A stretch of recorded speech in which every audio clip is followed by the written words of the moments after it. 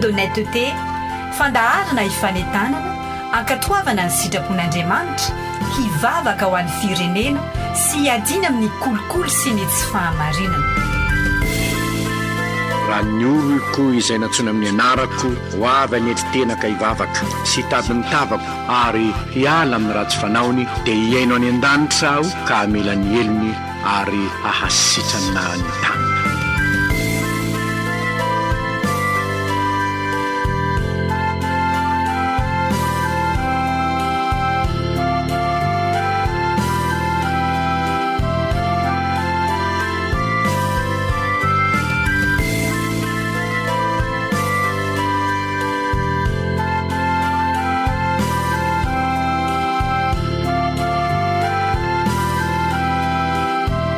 soratra masina ny fahamarinana manandratra ny firenena oabolana 740 andiny fatelo amin'ny efapolo.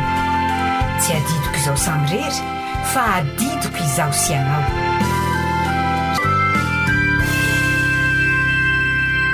Dia faliny rahabantsika rehetra riavana amin'ny anaran'i Jesosy Kristy Tompo amin'izao fotoana izao dia faly manolotra antsika izao fandaharana izay vokariny ny tohivaka ny fahamarinana na ny chaîne d'honnêteté izao. Dia ny tompony ombantsika ary ampahirentsika amin'ny dian'io ity. Ny tenin'Andriamanitra izay tiana hifampizarana amintsika dia ny tenin'Andriamanitra izay nisoratan'i Isaia mpaminany izay nomen'Andriamanitra azy ao amin'ny Isaia 1. Vakitsika manomboka amin'ny andininy 2 ka hatramin'ny andininy 130 farany. Alohan'ny hamakitsika ny tenin'Andriamanitra dia aleontsika rehetra mbola hametraka mambavaka izao fotoana irahantsika izao mba tena hiasany ny tompo amintsika amin'ny alalan'ny teniny. Hiaraka hivavaka isika riavana. Sotranao Andriamanitra amin'ny anaran'i Jesosy no izao fahasoavana omenao anay izao ka afaka handreny ny teninao izahay. Velona sy mahery ny teninao ary fantatray fa mamelona anay izany, manazava anay, mampianatra anay, mananatra anay koa nefa manitsy anay mba hahatonga anay tena mpiainana araka ny sitraponao ary mifanaraka amin'izany sitraponao izany. Koa mitenena Tompo fa vonina ihany ny mpanomponao ary meteza ihany koa mba ampiteny ahy ianao mba ho voninahitra ao ny zavatra ambara rehetra eto. Dia makasitraka anao amin'ny anaran'i Jesosy Kristy Tompo misaotra Andriamanitra. Amen.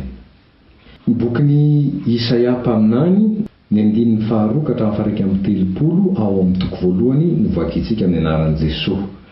Zao ny vaky ny teny: mandrenesa ary lanitra ary mihain'olo tany, fa Jehova no miteny hoe efa nitaiza sy nahalehibe zaza kanjo niodina tamiko ireo. Ny omby mahalala ny tompony ary miboriky ny finanam-bilin'ny tompony, fa ny Israely tsy mahalala, ny oloko tsy misaina. Indrisy firenena mpanota, olona mavesakeloka, taranaka mpanao ratsy, zanaka mpanao meloka, efa nahafoy an Jehova izy, efa nanamavo ny ray masin'ny Israely, efa niodina izy. Nahoana ny mbola tahasiana ihany ianareo no izao fiodinanareo lalandava izao? Enikaretina avokoa ny loha rehetra ary marara ny fo rehetra. Hatramin'ny faladika hatramin'ny loha dia tsy misy izay tsy marary, fa ratitra sy diankapoka ary fery vao, tsy mbola voapolitra na voafehy na voalemin'ny diloilo izy. Ny taninareo dia efa lao, ny tanànanareo dia voadotra tamin'ny afo. Ny tany volenareo dia lanin'ny fahavalo eo masonareo, ary lao izy toy ny efa noravan'ny fahavalo. Ary izy io na zanaka vavy dia nilaozana tahaka ny trano ratsakazo ao anaty tanimboloboka, sy tahaka ny fandriana miantona an'ny mpiandro voly ao anaty tanimbolom-boatango. Dia tahaka ny tanàna atao fahirana. Raha tsy nosisain'i Jehova tompony maro olona vitsivitsy isika dia efa tonga tahaka ny Sodoma ary nitovy tamin'ny Gomora. Mandrenesa ny tenin'i Jehova ary mpitsara ny Sodoma, mihaino ny lalàn'Andriamanitsika ry vahoakan'ny Gomora. Ataoko inona ny zavatra betsaka voninareo fanapitra ho Jehova? Efa tofoko ny ondrilahy atao fanapitra hodorana sy ny saboran'ny zanak'omby mifaya, ary tsy sitrako ny rano vanditr'ombilahy sy ny an'ny zanak'omby ary ny an'ny osilahy. Raha vao miseho anatrehako ianareo iza moa no mitady anareo hanitsakitsaka ny kianjako? Aza mitondra fanatym-poana intsony, fofona fahavetavetana amiko izany. Ny voaloham-bolana sy ny sabata ary ny fiantsom-piangonana tsy zakako ny fivoriana masina ary ro-paratsiana. Ny voaloham-bolanareo sy ny fotoam-pivavahanareo dia alan'ny fanahiko, mavesatra amiko izany ka sasatra mitondra azy aho. Raha manano tanana ianareo dia hitampo-maso sy hijery anareo aho. Eny, na dia manao vavaka be azy ianareo dia tsy hiaino aho. Feno ran'olona ny tananareo. Misasa ianareo, diovy ny tenanareo. Isorotro eo anoloan'ny masoko ny ratsy fanaonareo. Mitsara ka aza manao ratsy, mianara anao ny tsara. Dinino ny rariny, anaro ny pampahory, omeo raro ny kamboty, sarao ny adiny mpitondra tena. Avy ary ifandahatra sika ho Jehova. Na dia tahaka ny jaky aza ny fahotanareo dia ho fotsy tahaka ny oram-panala. Na dia mangatrakatraka tahaka ny sily aza dia ho tahaka ny volon'ondry fotsy. Raha manaiky sy mankatoy ianareo dia hihinana ny vokatsoa amin'ny tany. Fa raha mbola mandasy mihodina ihany ianareo dia ho lanin'ny sabatra fa ny vavan'i Jehova no efa niteny. Indrisy tonga jangy ity tanàna mahatoky izay feno ny rariny taloha sady nitoeran'ny fahamarinana fa ankehitriny kosa mpamon'olona no ao. Ny volafotsinao efa tonga taindrendrika, ny divainao efa voatsatsorany. Lehibenao dia mpiodina sady namany mpangalatra sady tia kolikoly sy fatrapitady tambitamby avokoa izy rehetra.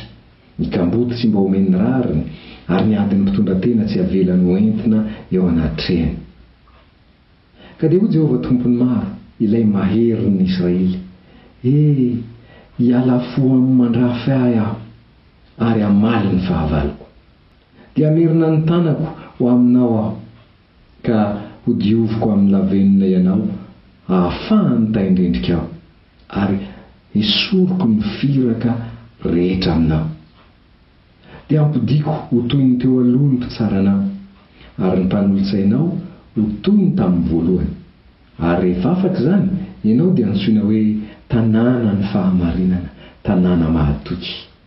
Ziona avotana amin'ny fitsarana ary izay efa nibebaka ao dia avotana amin'ny fahamarinana. Ary samy haringana avokoa ny mpiodina sy ny mpanota, eny ho lany ritra izay mahafoy an'i Jehova.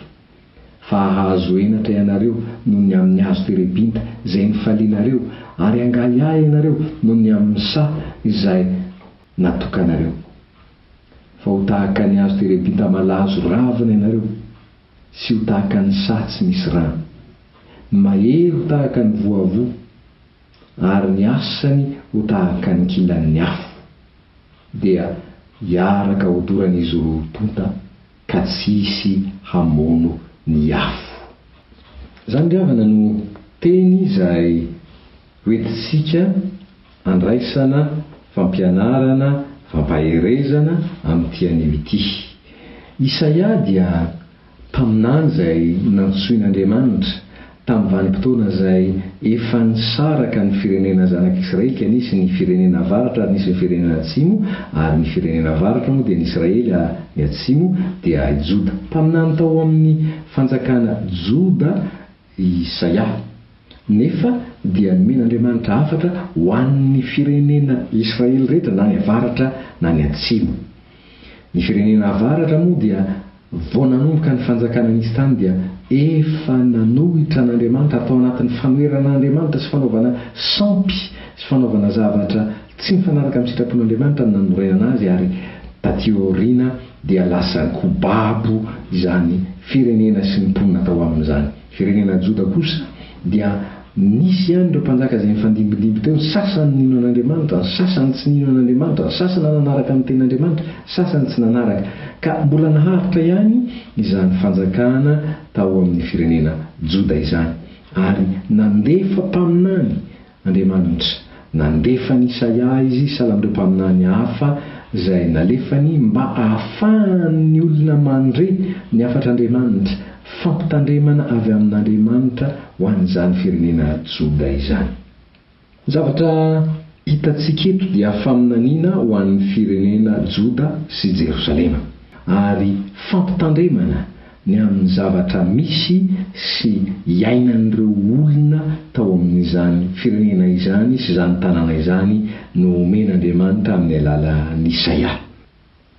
Zavatra hojerentsika ao anatin'ity teny ity hatrany amin'ny voalohany ka hatramin'ny farany io dia ny hoe inona no zavatra efa nataon'Andriamanitra na ataon'Andriamanitra amin'izany hoe firenena na olom-bofidiny izany, na koa hoe inona no tian'Andriamanitra ho atao na efa nataon'Andriamanitra rehefa mifidy firenena anankiray izy na mifidy olona anankiray izy. Dia avy eo tsika hijery ny hoe inona nefa ny zavatra hitan'Andriamanitra ao anatin'io firenena na olona izay fidiny io ka mahatonga azy ho tsy afa-po, tezitra, malahelo, mitanisa ary tena manirona hatramin'ny antsipiriany mihitsy izy ny amin'ny ratsy izay hitany ataon'ireo olona ireo. Ary ny fahatelo dia ny hoe ambaran'Andriamanitra koa nefa nivokatra izany faharatsiany izany eo amin'izay firenena na olona izay nifidiny. Manarak'izay dia hitantsika fa noho Andriamanitra azy namorona ny olona ary nifidiny olona dia manoro lalana izy mampafantatra hoe inona no tokony atao, aiza no tokony aleha mba ahafahan'ilay olona miverina indray aminy. Ary ny farany dia ho jerentsika ao anatin'io teny io fa ilay Andriamanitra izay efa nifidy sy ny antso dia Andriamanitra tena fitiavana, Andriamanitra tena famindram-po, Andriamanitra tena hamerina ny olona amin'ny laoniny sy amin'izay planina tsara, hevitra tsara izay tian'Andriamanitra iaina. Zavatra hitantsika voalohany ary havana dia ny hoe inona no zavatra efa nataon'Andriamanitra amin'ny olona izay nifidiny ary inona no zavatra tian'Andriamanitra atao. Ry havana, asa raha tsapatsika ny tena halehibehan'izany atao hoe fiantsoan'Andriamanitra na fifidianan'Andriamanitra olona izany. Iza moa ny olombelona, iza moa ny firenena anankiray no mba ho fidin'Andriamanitra, moa misy tena ilan'Andriamanitra azy amin'ny mahandriamanitra azy va ka raha tsisy eo ireo olona ireo na io firenena io dia banga ny mahandriamanitra azy na tsy ampy ny mahandriamanitra azy?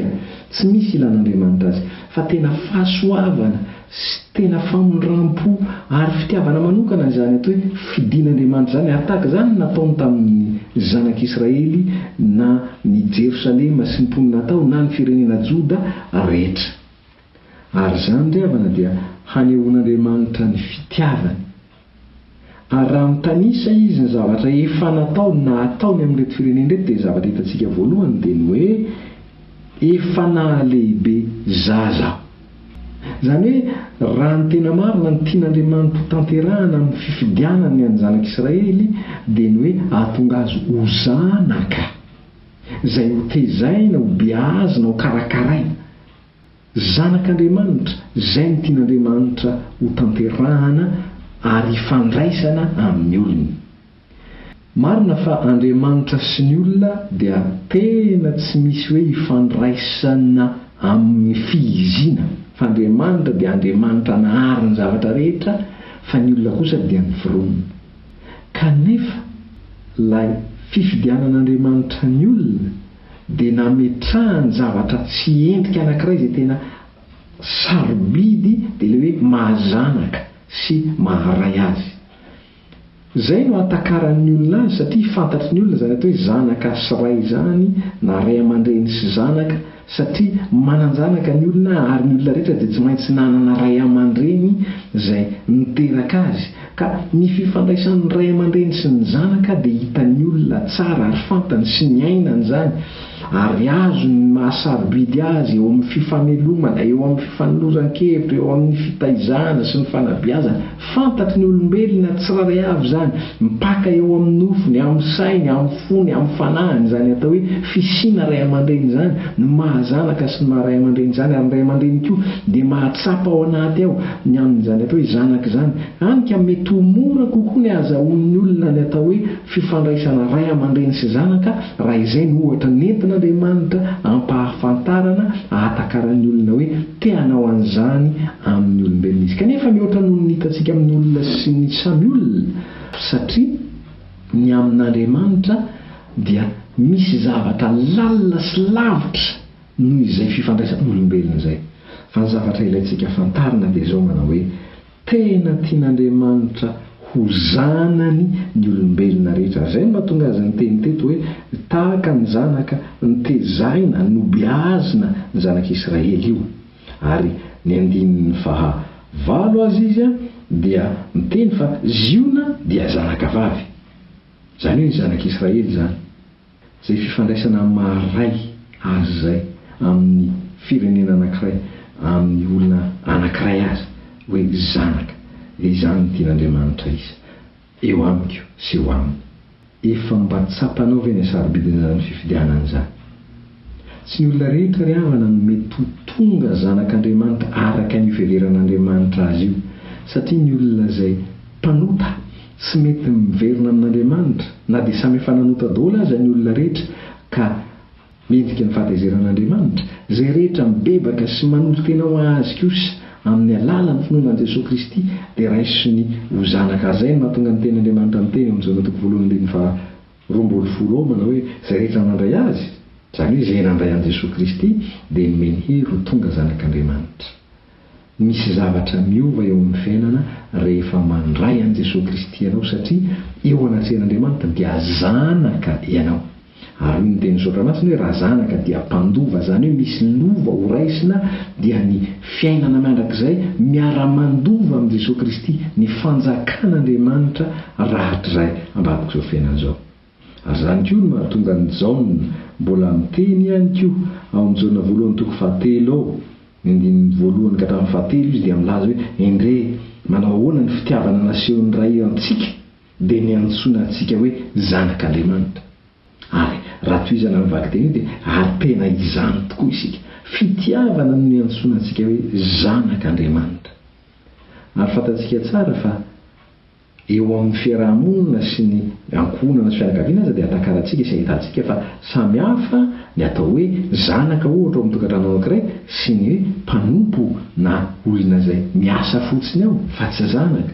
Tsy mitovy ny zavatra azon'ireo olona karazan'olona roa ireo atao ary ny zavatra azony ananana ao anatin'ny toerana io dia tsy mitovy. Ary sahala amin'izany ihany koa ilay amin'Andriamanitra rehefa zanaka, satria tiana araka ny lazainy hoe ny fitiavan'Andriamanitra ny antsoina antsika hoe zanaka dia karakarainy manokana ary misy planin'Andriamanitra ho an'ny zanany. Ary izany nataony ho an'ny zanak'Israely. Ary ny ilayntsika fantatra moa ry havana dia ny hoe ny fifidianan'Andriamanitra ny zanak'Israely na ny firenena Joda io na ny firenena Israely ho ilay firenena natsoiny hoe ziona zanakavavy, zanak'Andriamanitra dia modely na taratra ahitantsika hoe inona ny tian'Andriamanitra atao rehefa izy no Andriamanitra ny firenena anankiray. Ary tsy izay ihany fa modely izay nentin'Andriamanitra hitondrana ny famonjena ho an'ny olombelona rehetra, izany hoe nasehon'Andriamanitra no tahaka ny aloka anankiray ao amin'ny firenena rehetra ny hoe mitahy ny firenen'Andriamanitra momba, manavotra, miasa ao anatin'ny firenena, mitoetra ao amin'ny firenena anankiray.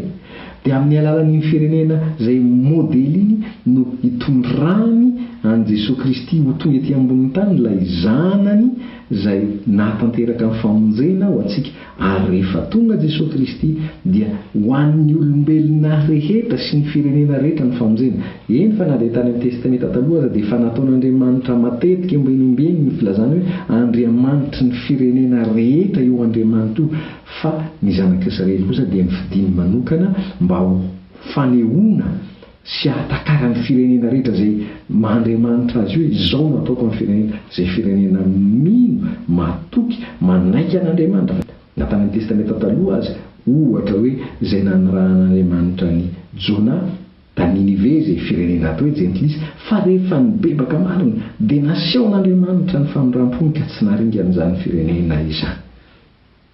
Ary izay ny tian'Andriamanitra ho takatry ny firenena rehetra, hoe Andriamanitra ny firenena rehetra izy afaka mamonjy, afaka manavotra, kanefa kosa dia mila miverina aminy izany firenena izany. ary marina ihany koa izany eo amin'ny olona tsiraray avy isambatan'olona fa tsy ny firenena amin'ny ankapobeny ihany, fa nataon'Andriamanitra ahatakarana ny fitiavan'Andriamanitra ny fiantsony ny olona tsiraray avy ho zanaka mba hahatonga azy ho mpandova ny fiainana mandrakizay. Ary tsy vitan'izay fa ety ambony tany aza dia karakarainy manokana, satria ny teny manao hoe fa ny zanako sy ny asan'ny tanako dia aoka ho adidiko ihany. Andriamanitra no mikarakara ny tahy rehefa zanak'Andriamanitra. Raha tena andinika ny soratra masina ianao dia mbola afaka mandalina an'izany rehefa zanak'Andriamanitra, inona no ataon'Andriamanitra ho azy, inona ny voka-tsoa ary inona ny fitahiana sy ny zavatra maro samihafa izay ataon'Andriamanitra ho azy. Fa ny fantany apetraka aminao mba hahatonga anao andiny teny ary mba hametraka an'izany ho aminao hoe tena zanak'Andriamanitra ve ianao.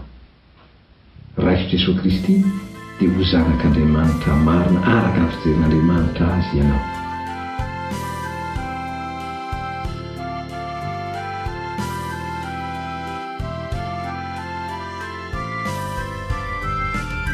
Ary manaraka dia ny hoe kolokolohy, tandremy tsara, atao izay mahatonga ny mahazanak'Andriamanitra anao ho tena mandroso ary tsisy hanozongozona amin'ny alalan'ny vavaka, amin'ny alalan'ny ten'Andriamanitra, amin'ny alalan'ny fandehanana amin'ny fahamarinana, amin'ny alalan'ny fanontonan'Andriamanitra.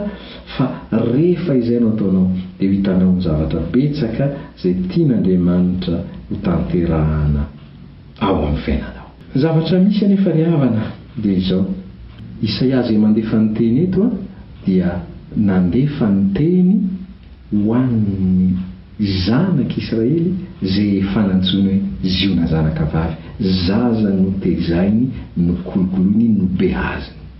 Izany hoe raha ny tena marina izany ny teny eto dia teny ho an'ny olona izay mety efa nahalala an'Andriamanitra, kanefa dia zavatra faharoa izay tianao resahana dia ny hoe olona izay nahitan'Andriamanitra tsiny, olona izay nahitan'Andriamanitra zavatra izay nahatezitra azy.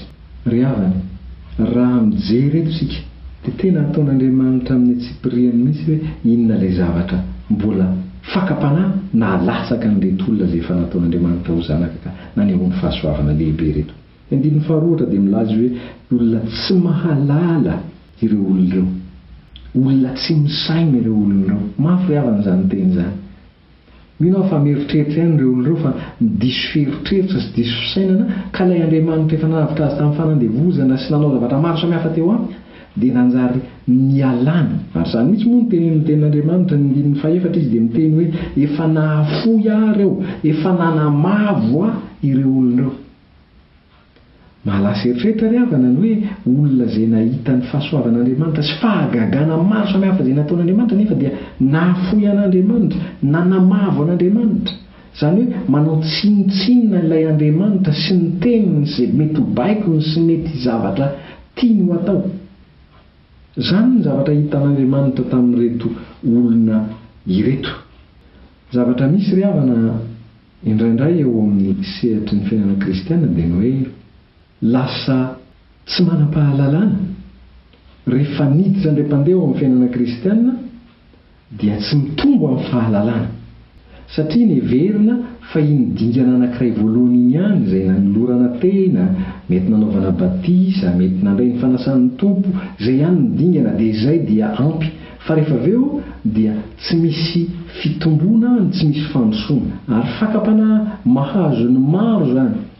Betsaka mantsy ny olona no mihainy fotsiny izay ampianarina azy, tsy manana fiainana mandeha mandalina na mitady izay ahafahana mahalala misimisy kokoa sy tsaratsara kokoa an'Andriamanitra eo amin'ny fiainany manokana. Ireny olona ireny dia karazana olona izay hoe arakaraka izay mitarika, arakaraka izay mampianatra no fiainany, ary indraindray aza miampehitra sy miankina amin'izay mitarika fotsiny fa izy tsy manana mihitsy ny maha izy azy amin'ny fifandraisana amin'Andriamanitra. Tsy raiky tapisaka ho aminy ny fiarahana amin'Andriamanitra, fa miovaova izy arakaraka ny olona mitarika azy, arakaraka ny zava-misy manodidina, arakaraka ny zavatra malaza indray, dia mirona amin'izany ny ankamaroan'ny olona dia manaraka an'izay koa izy fa ilay Andriamanitra tsy raiky tapisaka ho aminy ilay fitiavana sy fanarahana azy. Reny olon'ireny dia mora manadino an'ilay Andriamanitra, mora manadino nataon'Andriamanitra. Raha mamaky ny Salamy 7:7 tsika izay tiatsika loatra dia manao hoe aza misy adinonao ny fitahiany rehetra. Fa maninona moa no adino Andriamanitra? Maninona moa no toa miala amin'Andriamanitra ny olona? Satria tsy miditra lalina amin'ny fahalalana an'Andriamanitra izy. Ny zavatra anankiray izay anisany voizin'izao toivaka ny fahamarinana izao na ny chaîne d'honnêteté dia ilay teny izay iorenan'ny asa raha teo dia ilay ao amin'ny tantara faharoa toko 7:7-8 ary ny anankiray amin'ilay teny voalaza dia hoe raha ny oloko izay nantsoina amin'ny anarako no hiala amin'ny ratsy fanao dia amelaneliny aho nasitrana ny tany aho Andriamanitra. Midika izany riavana fa tena mahatsapa sy mahita Andriamanitra fa eo anivon'izay olona milaza na manona ny tenan'ny kristianina dia indraindray misy fanao ratsy izay tian'Andriamanitra hialana satria tsy ireny no manome voninahitra an'Andriamanitra ary tsy ireny no mahatonga an'ilay fahasoavan'Andriamanitra ho hita sy hiainana. Ary indraindray aza ireny no mahatonga an'ilay sakana rehefa nampilaza ny mpaminany Isaia io ihany Andriamanitra dia miteny hoe ny tanan Jehovah tsy fohy fa mahavonjy ny sofiny tsy laladalovana famare ny fahotanareo ilokareo mampisaraka anareo mampiafina ny tavany aminareo dia manjary lasa tsy manao an'ilay asa tokony ho nataony Andriamanitra mini mampiemitra ny tanam-pahasoavana izy mba tsy hahatonga an'ilay olona ahazo ilay fahasoavana satria raha olona mpanoka koa moa nomena an'ilay fahasoavana nefa no entinao any amin'ny fahotana ny fahasoavana izay nomen'Andriamanitra dia tsy mety izany. Rehefa manohy isika ny zavatra tanisain'Andriamanitra ato ny 2:20 dia ahitantsika fa firenena nahatoky ny zanak'Israely fa nivadika lasa janga. Izany hoe rehefa misy olona mifanerasera aminy na fokom-pirenena mifanerasera aminy ireo ilay firenena nasian'Andriamanitra hoe aringany daholo ireo alohan'ny idiran'ireo ny tany Kanana dia nanjary lasa naka ny fomban'ireo izy ny fanaon'ireo ary nanompony Andriamanitra ireo ihany koa ary izy. Izany ilay fijangajangana ary eo amin'ny vanim-piainana iainantsika ankehitriny izao dia misy ny be dia be ny olona izay mbola tratra ny fakapanahy iaina ny fiainana izao tontolo izao izay lazainy ny tenin'Andriamanitra fa tsy araka an'Andriamanitra filan'ny maso ny filan'ny nofo ary ny rehaka momba izao fiainana izao dia tsy avy amin'Andriamanitra fa avy amin'izao tontolo izao ireny. Ary izay andrian'izao tontolo izao ny mpanjakan'izao tontolo izao sy ny fomba fiainana eo amin'izao tontolo izao dia ny devoly araka ny tenin'ny soratra masina. Ary izay ilay mahajanga ny zanak'Israely izay no ilaintsika tandremana satria fakapanahy mahazo ny olona rehetra izany manao hoe efa nividian'Andriamanitra, efa nantsoin'Andriamanitra, efa nataon'Andriamanitra zanaka kanefa dia mirangorango koa ny dokam-bary fetsy sy aroa sy ny fampirenitena amin'ny fomba mamirapiratra ny zavatra maro samihafa eo amin'izao tontolo izao dia iny famakany ihany koa. Io tanàna io firenena io izy ny teniny dia olona izay tao amin'ny rariny sy tao amin'ny fahamarinana lasa mpamono olona. Ny fahamarinana sy ny rariny izay ny ainana dia nafahana nampifantatra hoe inona ny sitrapon'Andriamanitra ka manahoana ny tokony hifanesana olona. Amin'izao fotoana izao izy lasa mpamono olona izany hoe ilay olona izay tokony hifaneraseraana hifanabeazana sy fampitaizana ao amin'ny fiarahamonina anankiray dia atao izay hahatonga azy ho faty. Ary raha mijery ny soratra masina isika ny famonoana olona tsy ilay mivantana amin'ny alalan'ny basy na amin'ny alalan'ny antsy ihany fa mety teny hifanaovana hifantatrana hifamonoana fankahalana maro samihafa dia izany lazain'ny soratra masina fa famonoana ihany koa izany. Ary raha mijery eto isika riavana dia misy ihany koa ilay hoe ny volafotsy lasa taindrendrika, ny divay voatsatsorano. Inona moa izany? Ilay toe-tsaina izay misy loky manambaka. Ary hitantsika mianaka be eto amin'ity firenentsika ity ny zavatra tahaka an'izany. Misy mivarotra ronono ohatra fa tapohana rano mba ahafahana mahazo vola betsaka noho ny tokony ho azo amin'ilay ronono fotsiny izay tena izy. Lasa toe-tsaina mamatotra ny olona ary namatotra an'ireto kristianina ny lazana azy angamba raha amin'izao fotoana izao tamin'izany fotoana izany zanak'Israely dia mamatotra azy ilay toe-tsaina misy loky tia kely tady tombony ho an'ny tenany manokana hanika mamitaka mamanjika misy loky manao zavatra tsy araka ny tokony hoe izy. Ary zany no karazana zavatra nisy hitan'Andriamanitra tao. Ny lehibe zany hoe le olona mpitadika, le tokony hanasony vahoaka, hanasony olona tariana, tsy amin'ny endrika fitondram-panjakana ihany zany, fa na iza mpitarika ao amin'ny sehatra iny rehetra, fiangonana, fiarahamonina, fianakaviana, ny lehibe aminareo mangalatra, miaraka amin'ny mpangalatra, tia kolikoly, tia tambo, zany hoe rehefa manao zavatra dia efa miantsady ary ratsy amin'ny fomba mivantana azy indraindray fa ankolaka komony anaovana azy hoe omeo an'izao fa ataoko an'izao nareo, dia indraindray le kolikoly tsy tena mivantana fa ohatran'ny amboamboarina fa efa fitiavana azo tambony, zany hoe asa tokony atao ary firifiry ny manao an'izany. Efa mahazo karama izy amin'io asa izay ataon'io amin'izay mpampiasa azy, na fanjakana io na tsy miankina, kanefa dia rehefa manao asa ho an'olona anankiray dia mbola manao izay azahoany zavatra avy amin'iny olona iny, na amin'ny fomba mivantana na amin'ny fomba ankolaka. Dia zany no atao hoe fitiavana tambo, fitiavana risoriso. Ary hitantsika fa ataon'Andriamanitra voatanisy ho tahaka n'ilay mahatezitra azy, ilay tahaka n'ilay ota eo amin'ny olona zany. Ary hitantsika koa ravana fa ny olona tsy mikarakara ny atao hoe kamboty sy ireo olona izay mpitondra tena sy salan'izany dia karazan'ilay olona tsy mijery an'ireny olona ireny tahaka ny mila ampiana. Manahoana ny tena zava-misy eo amin'ny fiarahamonina misy antsika ankehitriny? Ararotina ny olona rehefa azo tsindriana.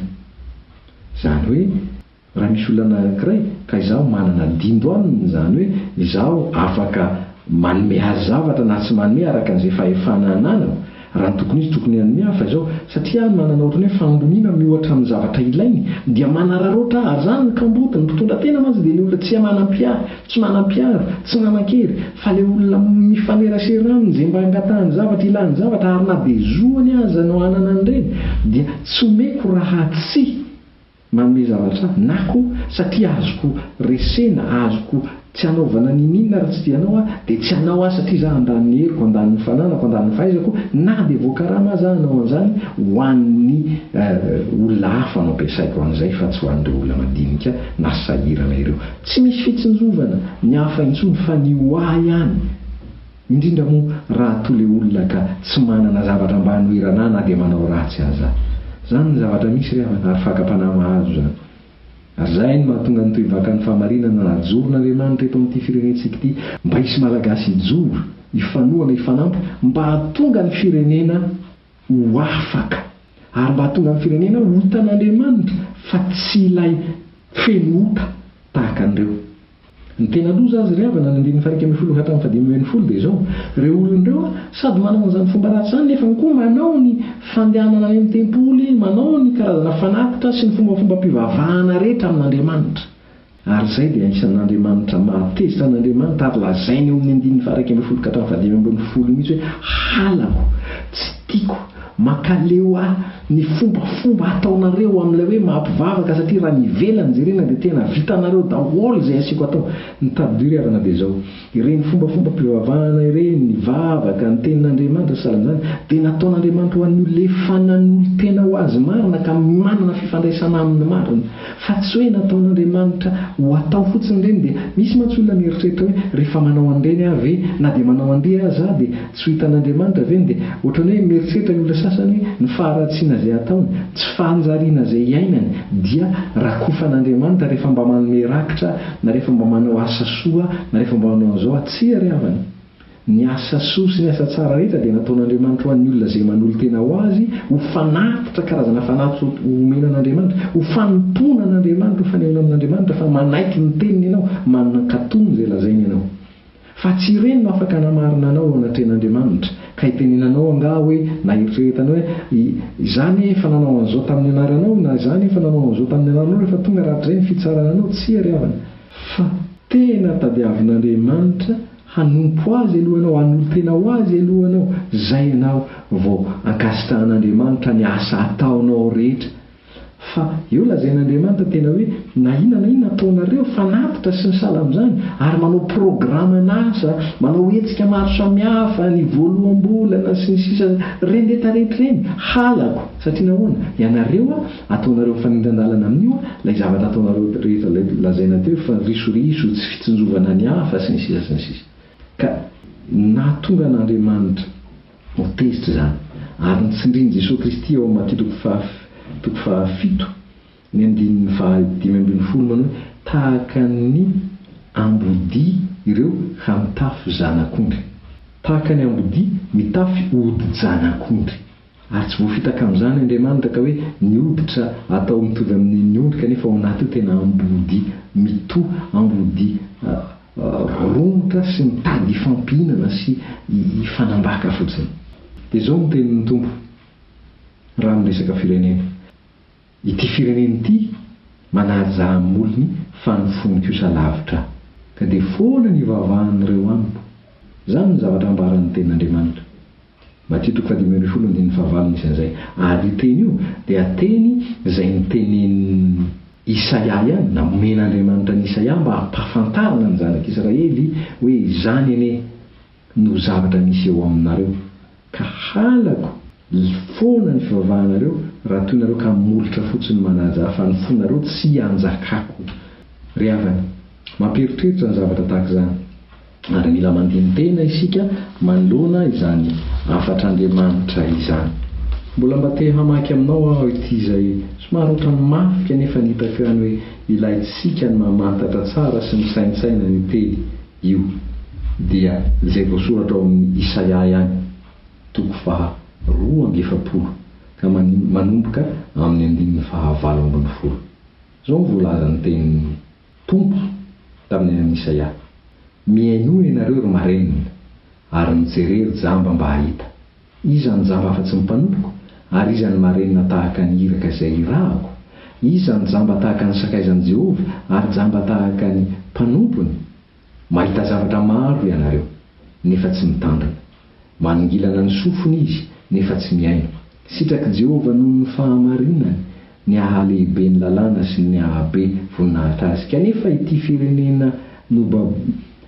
ity dia firenena nobaboina sy norobaina voafandrika ao andavaka avokoa izy rehetra ary voafina ao an-tranomaizina voababo izy ka tsy misy mamonjy voasambotra izy ka tsy misy manao hoe ampodio izy aminareo no eno izany ary iza no andeha dia hitandrina izany amin'ny andro avy iza no anolotra ny Jakoba ho samborina ary Israely ho an'ny mpamabo tsy Jehova izay efa nanotantsika va satria tsy nety nandeha tamin'ny lalany ianareo sady tsy nety ny hainy lalàna ka dia nalatsa ny taminy ny firehetry ny fahatezerany sy ny halozany ny ady dia nampirehitra azy manodidina izy nefa tsy fantany ary nandoro azy nefa tsy noheverin'ny fony Andriamanitra ry havana no mitaray fa ny olony dia tena jamba sy marenina satria mandray mandrakariva nefa tsy mihaino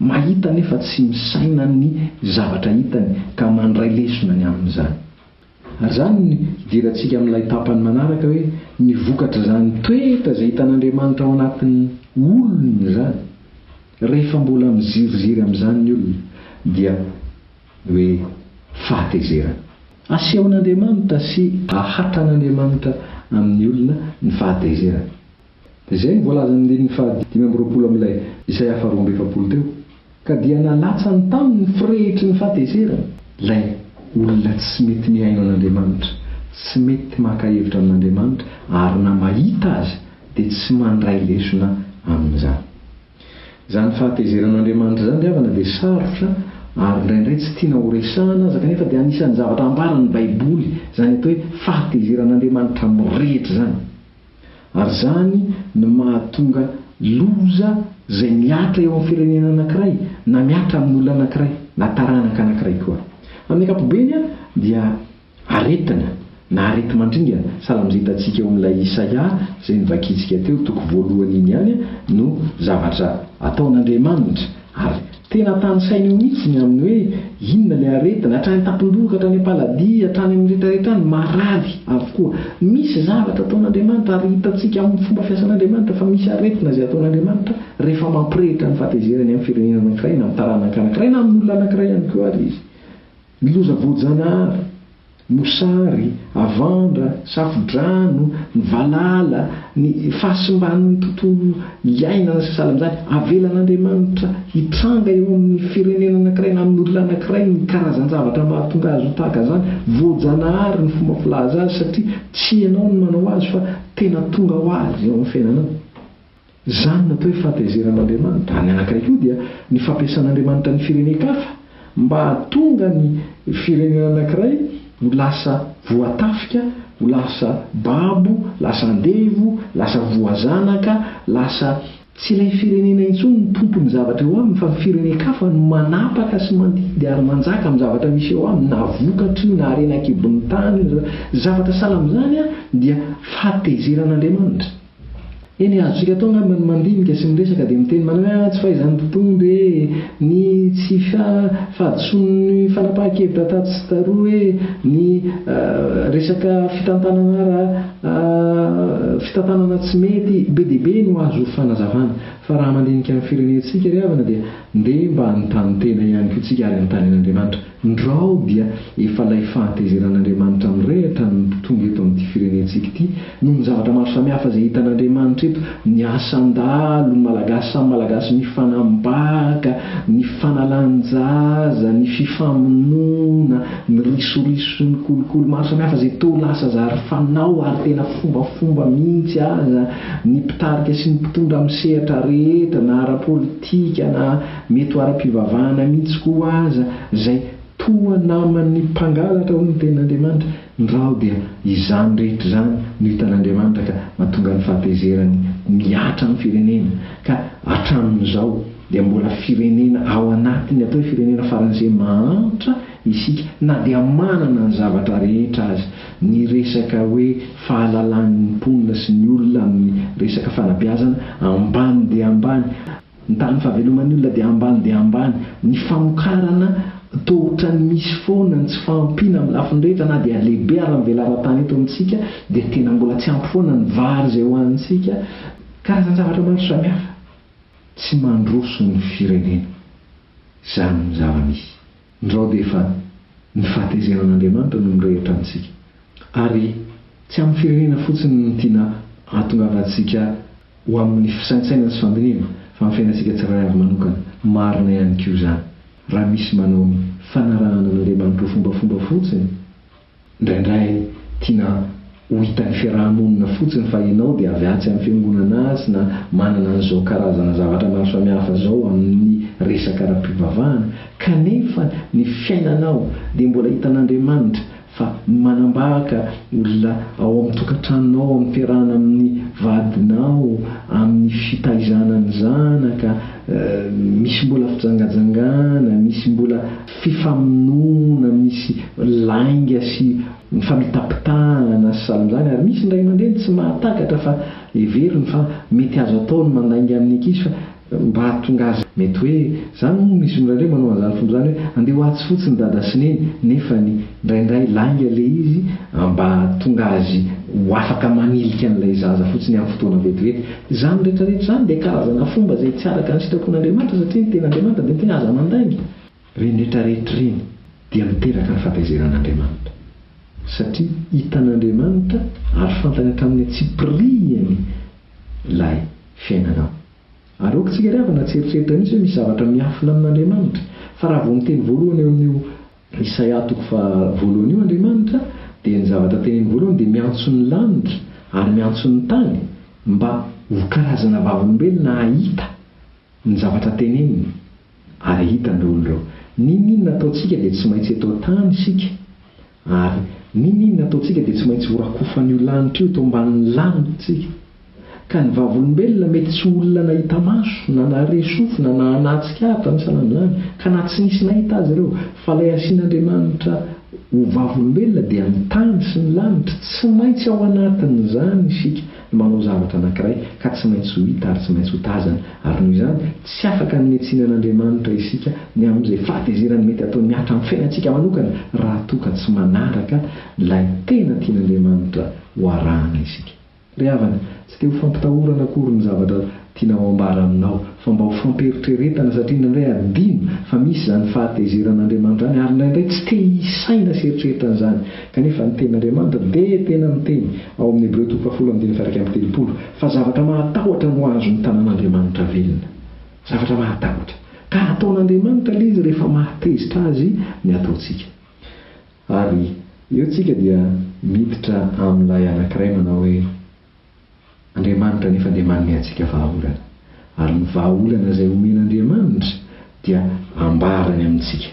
Andininy fa 40 misasa diovy ny tenanareo, esory ny ratsy fanaonareo, mitsahara amin'ny ratsy. Ry havana, dia io ny fiainanao ho anao manokana, ho an'ny ankonanao, ho an'ny fiarahamonina misy anao, ho an'ny fiangonana, ho an'ny firenena misy atsika dia Madagasikara. Dia io ny tenanao. So misy zavatra tokony hoe alana, so misy zavatra tokony hoe esorina, misy zavatra ilaina ravana izay efa naniry eo amin'ny fiainantsika, nanapaka eo amin'ny fiainantsika. Anisan'ireny ny fanao ratsy. Atsaharo i Andriamanitra, efa hitan'Andriamanitra, efa fantatr'Andriamanitra fa tiany ianao mba ampitsahatra an'ireny. Atsaharo. Misy koa nefa raha ny 7:12 ny jerena dia mianara anao ny tsara dia nio zany atao hoe rariny zany, mananara, mitenena, manaova zavatra anoerana na hitenenana, ny mpanararotra, ny mpampijaly sy ny mpampahory. Misy zavatra ilaina ialana fa misy zavatra ilaina hidirana, misy zavatra ilaina esorina fa misy zavatra ilaina ampidirina ao amin'ny fiainanao. Dia hoy ny soratra masina, ny fahamarinana manandratra ny firenena, ho abolana 440 andiny 720. Tsy adidiko izao samy rery fa adidiko izaho sy anao. Renareo teo ny fandaharana chaîne d'honnêteté.